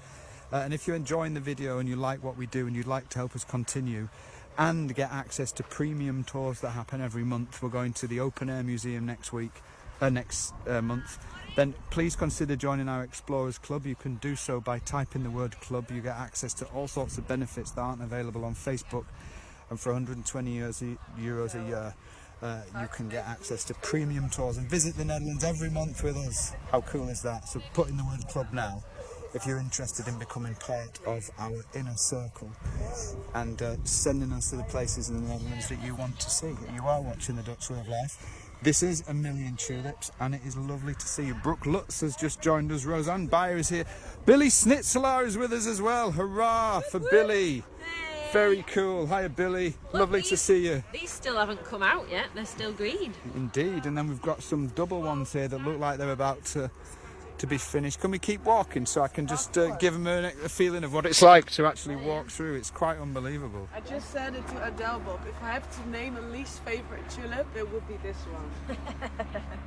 It doesn't look like a tulip. Oh, you know what? I have to say, I'm not a fan of these either. No. They look like the original ones from yeah, they look like they're a bit scrawny. Yeah, it's just weird. Look a spidery. But this one, look at that beauty. Oh, sorry. Pink impression. That Pink impression. What I'm trying to do is show you the labels of the tulips as well, so if you do want to end up buying some, you at least know what they're called as well. Teresa Felix says, amazing, how do you possibly pick a favourite? It's hard work, Teresa, almost as hard work as... Teresa, this one comes close as well, Bob. You don't pick a favourite, you just pick them all. Gotta catch them. They can all be your favourite, Teresa. So what's this one, what are we looking at here, Sylvia? This is one of my favourite ones as well. This is called Miranda. Miranda. Oh, I saw this growing in our field near our house. Amazing. Yeah, well. But they have to top these tulips very early. Because they're too heavy. Yeah, I've seen them in the field. So sweet. When they're in bloom and when it rains, they become so heavy that they fall down. So it makes it really hard to top. Yeah. So that's why they are topping them almost right after they bloom. So you won't see these in the fields for very long at all. No. So the best way to see these and is these to grow them. are amazing as well. These. Oh, they are gorgeous. Rebecca van der Linden says just so many types is overwhelming. It really is. You could spend a full day just going around these gardens, just taking in every couple of meters. Completely new one. It's magic. Look at these parrot ones behind. But it's also true. Magic takes work, guys. Indeed, indeed. And we all learn about it. You should really imagine how much work goes into this. I'm going to just break away. You and I are going to go on a little bit of an adventure down here because there's a colour of tulip down here that I want to take a look at. If you are still with us, thank you so much for being here. This is an extended virtual tour on the Dutch Way of Life. We're very privileged to be shown around the Tulip Experience by Sylvia Pennings, who runs the place with her family and her father, and we're here today enjoying this. Please add it to your itinerary, Rebecca van der Linden. It's a fantastic place and it is a really, really good alternative if you don't like the crowds at Keukenhof, you don't like so much walking. And you can see, you can just come down and just enjoy the flowers. You can just walk through them like this, and it's just a joyful experience. Look at this here. This is gorgeous. Palada. Look at that. If you are enjoying it, please say thank you to Sylvia for taking the time to do this. You know, she's taken her own time to show you guys around. Normally you'd have to pay to get into the Tulip Experience, and to have a private tour you'd have to pay again. But Sylvia has kindly taken her time and taken her effort to show us all around. So if you are watching, please drop in a comment. It's lovely to see everybody. Do you know what we have to do? We have to find a tulip for our member, Sonia. Do you like, is she with us now? I don't think she's with us, but Sonia is from Spain. Yeah. And I told her that I would find a tulip for her, and we would name it after her. So we want something that represents Spain, like red, yellow, fiery. This one looks Type pretty of red, thing yellow, for and Sonia. fiery. Sonia Velasquez. She's one of our club members, and I said I would do it And for I her. do love a parrot, a good parrot tulip. What have you found for it? We've This got a guy. club member. Yeah. I have to go because we have to close up. Right. All right, okay. Thank you so much for being in. You can finish it. We're here. going to Okay. finish. Meet the viewers one day in person. But Yeah, I'm so yeah. happy. I was just thinking, I'm so glad not like 90 people walked with me, because otherwise I would be really nervous. That's it. But now it felt just a lot more natural to tell the story. And I'm Yeah. so happy you all watched, and I hope you learned a little bit today. Yeah, and man. next year we're gonna do it again for sure. And Excellent. hopefully can tell you even more little details. Thank you so Hey, much, everyone Sylvia. say Tot de thank volgende you, keer. Sylvia. Everyone say thanks to Sylvia. Bye. Dag. Oh, thanks, Sylvia. Wow, what a tour it's been, eh? It's brilliant. We're going to take a little while longer to look at a few more tulips, though. Hey, Bobby. I think we should. Why not? I mean, it's an extended tour. Look, Sylvia was just saying to me. So this, for example, when she talked about how they go through the fields to make sure that they're all uniform, and they would pull out any of the bulbs that aren't the same. So this, for example, would be one that got pulled out of this field. But because we're at the Tulip Experience and they're not growing these for the bulbs, they're growing these for the beauty. So that guy gets to stay. Indeed. Woohoo! Fantastic. Hey, thanks everyone for saying thank you to Sylvia. We've Yeah. got a few more moments on the tour. Oh, it's been So, brilliant. so we're with going to Sylvia. walk, take our time now and just walk through the flowers. Maybe even give it a little bit of quiet. So I'm going to maybe stop talking just so you can experience what it's like. I'm going to take us down this. Going to take. It's nice to go across the end though, and then we get to see all the different ones. Where should we go around? Should we go this Just way? have a little look at these for a moment. Oh, someone's forgot their clogs. Shane Shane! Conway's with us. Have you forgotten your clogs, Shane Conway? Holy smokes. Hey! Great. If you have just joined the tour as well, we did start earlier on. We have had a whole tour of the museum here at the Tulip Experience. It is a live show, so if you're watching live, you can put in a comment. Look at these mixed flowers here. You can ask us questions and stuff live, and if you're watching replay, put that in as well. We absolutely love you guys and we appreciate you. And please come to the Tulip Experience. That's all I'd say. Come and check it out. Again, it's a great place to come if you don't want to brace the crowds at the Kuchenhof. And these guys have created something amazing. Inside is the museum where we spent the first part of the tour. And I really love the museum, and that story with Sylvia is just amazing. It really, we get to appreciate the beauty of these flowers when you see them. It's, you just see the beauty immediately. But with the story behind it, we get to understand the love and the effort that's gone into it over decades, and all the amazing coincidences and actions that have led to us being able to enjoy this beautiful site today. Love it. Absolutely love it. Look, you've got some beautiful flowers here. We've got some of these at home, Deli. This one is Yeah, we've got some of those at home. purple flag design. Yeah, we've got some of those, and we've got these ones as well. Look at The these yellow yellow one. ones. Oh, I'll have to have a look at the end of the row what it's called. Great. Paul Bass is asking, are there bees here? There are no bees whatsoever here. Don't ask me why, I'm not a bee expert. Well, tulips aren't look at bees' this. favourites. Bees, they have their favourite flowers, and tulips aren't them. I don't know why. I like the bees, but I don't agree with their choice in flowers. And then flying the flag in the corner there, look at that.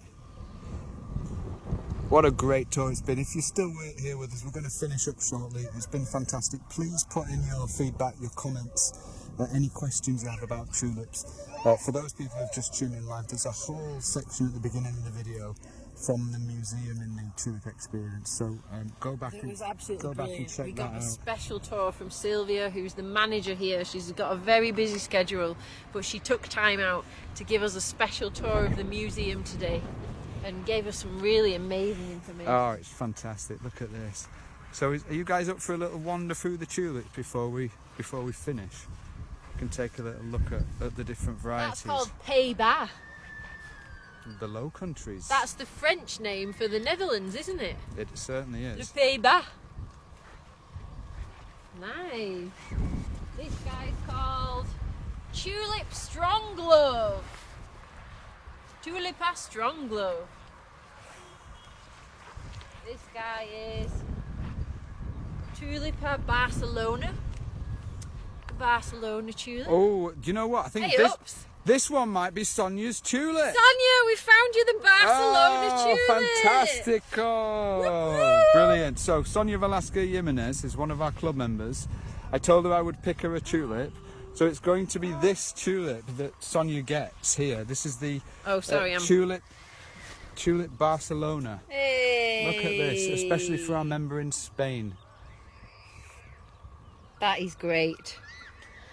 Anybody else want a tulip dedicated to them? Before we finish, we'll dedicate some tulips. If you've got a friend or a family member that you want to dedicate a tulip to, or you'd like to have one yourself, please tell us what colour tulip you would like in the comments right now, and we will go and find your tulip for you here at the Tulip Experience. We've got a Canadian tractor here. Check this out.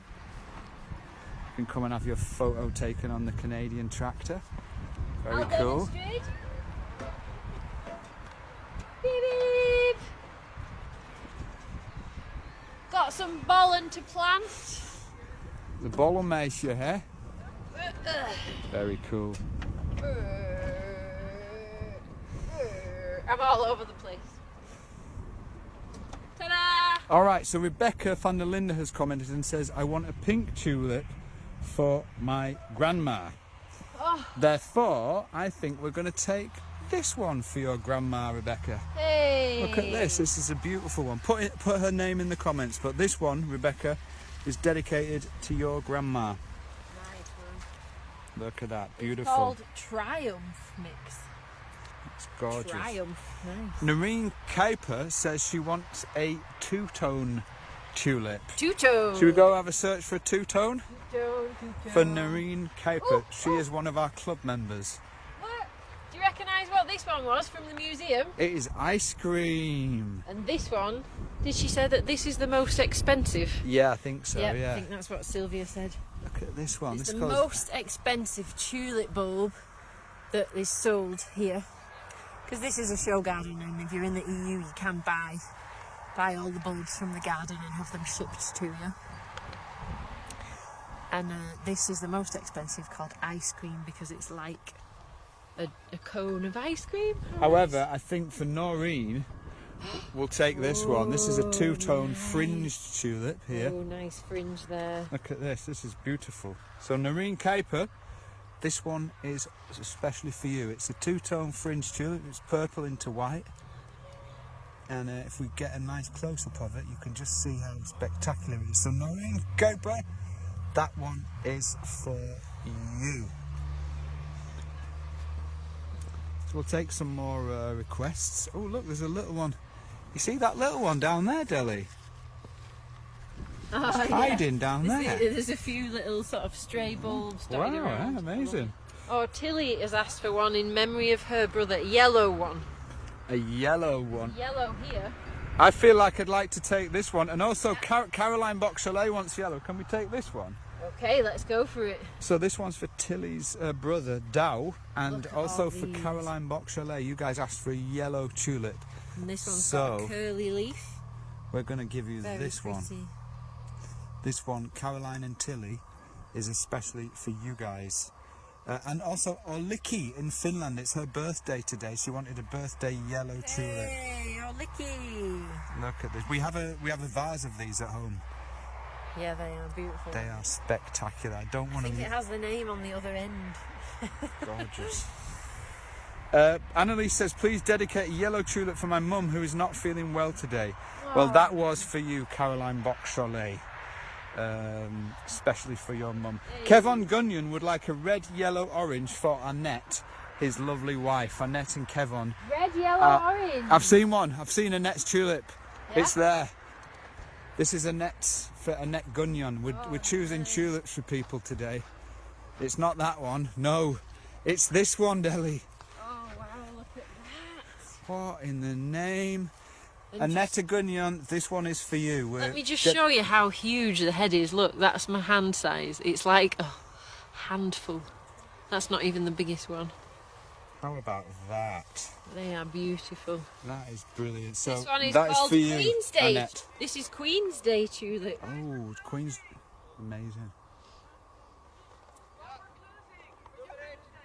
Okay. Oh. They're actually closing now, but we can stay a Oh, little thank while goodness longer for so me. we can have a bit more of a snoop around. Brilliant. Are we doing it? Who else wants a tulip? We're going to do 2 more dedications. We're almost at the entrance now. We'll be finished shortly. This has been an extended virtual tour of the Tulip Experience. Roxana wants a pink tulip. I'm sure we can find that for you, Roxana. This guy on the left. Wow. Roxana, I think we found your tulip for you. Deli, that is crazy. This is nice. called Queensland or Queensland. Yeah, Queensland. Look at that. That is amazing. Look at those heads. I love how they're all really short, and it's like, oh, it's like an amazing carpet. That is so nice. Look at that. Oh, Licky, we've already dedicated the yellow one to you earlier on, just in case you think we didn't. Of course, we notice you. It's your birthday today. Well done, Licky, for getting this far. Oh man, it's gorgeous. Okay, I think we're going to Gonna wrap up. wrap up shortly. Yeah, let's walk out to the entrance. We can just take a quick look from here across. So this has been the Tulip Experience. For those people who have stayed until the end, thank you for being here. This has been a collaboration between us and the Tulip Experience. Sylvia Pennings and Simon Pennings. We're both grateful to you guys, but also all the team that have created this amazing place, and the fact that we could come here and bring you guys on our public tour is fantastic. Everybody who's in our Explorers Club who's decided to join the club, that's people like Annetta, people like Jean, people like Louise, Kelly, Roseanne, Kim. Thank you so much for supporting our videos. If you'd like to help us continue our work and bring you more live streams, you can join the club too, and you can also get access to our premium tours. We've got some amazing tours coming up from Leiden on the boat, Haarlem on the boat, Floriada 2022, Maduro Dam, the Open Air Museum. So if you fancy coming with us on those premium tours, then do consider joining the club. It's €120 a year. You can join by commenting the word club right now. We would love to have you with us. Got so many of our members, but I think for now, I think we're just about done, you know. Woo-hoo! I'm having to sit down. It's been amazing. I've absolutely loved seeing all the tulips. An amazing tour from Sylvia, getting to meet her dad Simon as well. It's been great. It's been amazing. Thank you so much everybody for joining us. This has been the Tulip Experience. We're going to take some photos now, so look after yourselves, look after each other, come down and visit the Tulip Experience, take a photo of yourself on the tractor. It's just between Lissa and Noordwijkerhout. The tickets are around, I think they're €12 to get in. You can spend all day here. That includes you also get a bunch of tulips to take home with the bulbs on, so you can even plant them after you get home as well. And I believe you get a drink with that as well. I think so you're right. It's an amazing experience. Fantastic. Okay, everybody who's made it to the end, thank you for being here. Thank you for being part of the tour. You have made it a fantastic tour. Please say thank you to Sylvia. But from us here at the Tulip Experience, look after yourselves. Yep. Look after each other. And above all, And keep it Dutch. Mwah. Love. Oh. Yeah, so nice.